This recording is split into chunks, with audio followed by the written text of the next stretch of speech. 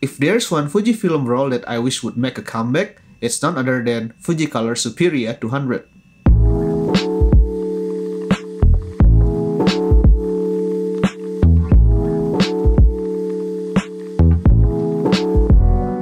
This film is discontinued in 2017, and it is the best-selling film from the Fuji Superia line. Fuji Superia film line has a complete ISO range ranging from 100, 200, 400, 800, and even 1600, aka the Natura. Fujicolor Superia 200 is a beautiful film, and I was lucky to have a couple of rolls of this film. My films were expired in 2016, but were cold stored from the start in the freezer, and I managed to finish my roll in Osaka.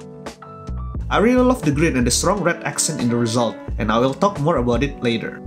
So Fujicolor Superia 200 was a consumer film in the 2000 and was readily available in many outlets, and it was also the main competitor for Kodak Gold 200. It has a fourth cyan color layer on its emulsion to improve the color reproduction.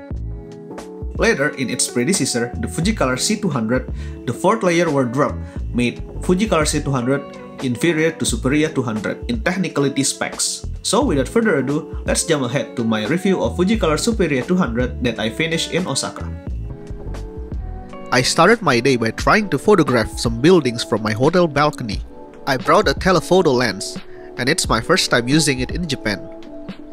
So lately I've been inspired by the works of Rumi Ando, a photographer from Japan whose works mainly consist of architectural photos of Japanese buildings. She also used a telephoto lens to get that compressed and detailed look of the buildings, and also a Mamiya 7. So I tried to recreate some photos inspired by her works. And I think I got a pretty good photos. I nailed that compressed look of the telephoto lens. A detailed shot of buildings without a lens distortion. I specifically used Fuji Superia 200 to get that pastel look, which also Rumi Ando's signature look. Mine is more muted because I think it's a different film stock from what she used, but I quite like it. This is one of my favorite photos. I really like the composition and how the houses were perfectly framed and felt symmetrical. That day was cloudy, and I feel like every Fujifilm that I've used always gives a really good tone on cloudy days. It was better compared to other Kodak consumer films, and this Fuji Superia 200 is no exception. Look at how the color is still popping out, with almost no visible sunlight. Since it has 200 ISO, it is also a fine-grained film, and we can see a very minimal grain on the photo. Of course, sometimes on a cloudy day, the color tend to be muted. Especially when you overexpose it, it's a little bit flat, but still nice to look at.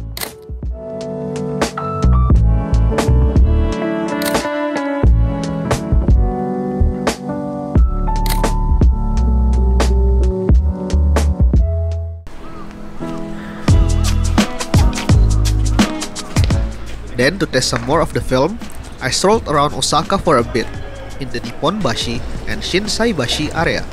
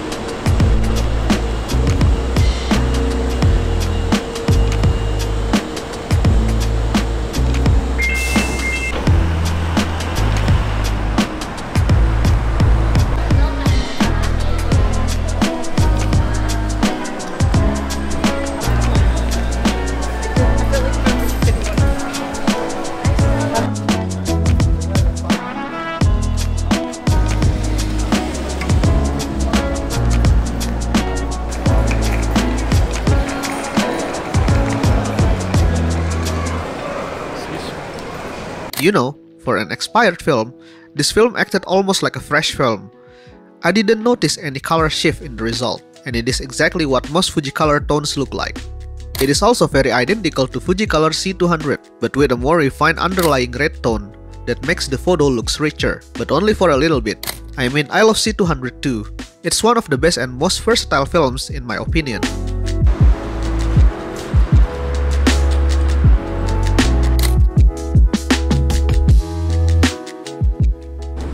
So, when I walk around the Shinsaibashi area, there's a girl band promoting their music on the street.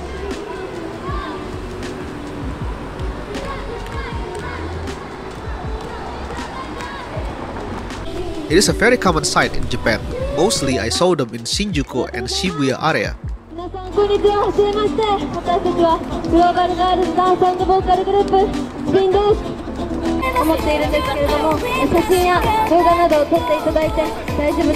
The group is called Spin, and I might as well photograph them.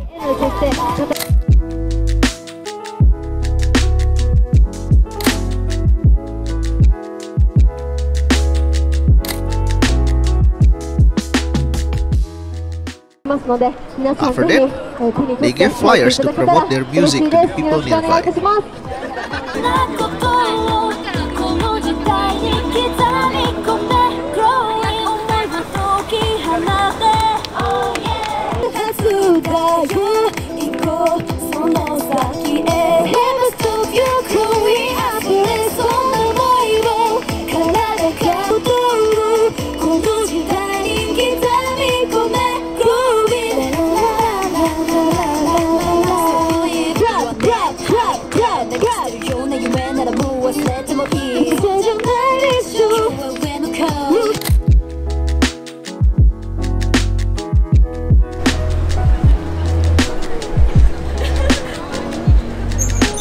I really like this photo. It's a bit overexposed, but I really like the view of this standing ramen stall. I almost ate there, but decided to eat somewhere else. And this is the famous view of Dotonbori River. I was lucky there was a boat there, so I photographed it.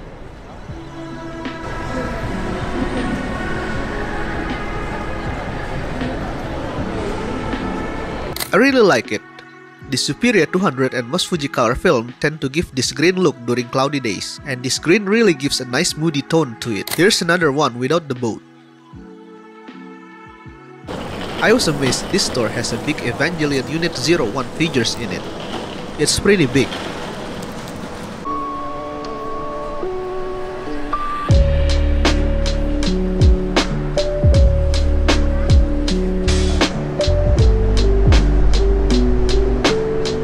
And these are some of the last frames from Superia 200.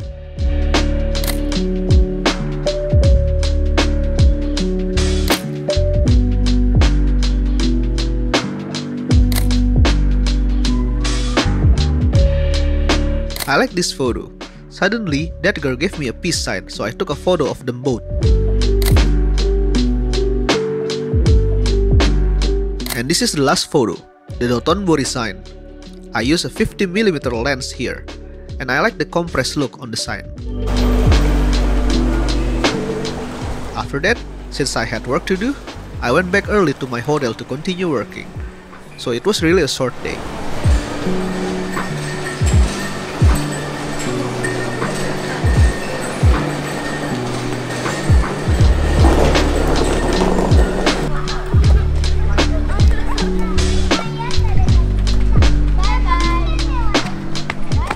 But before that, I went to Family Mart first to buy some foods and snacks there.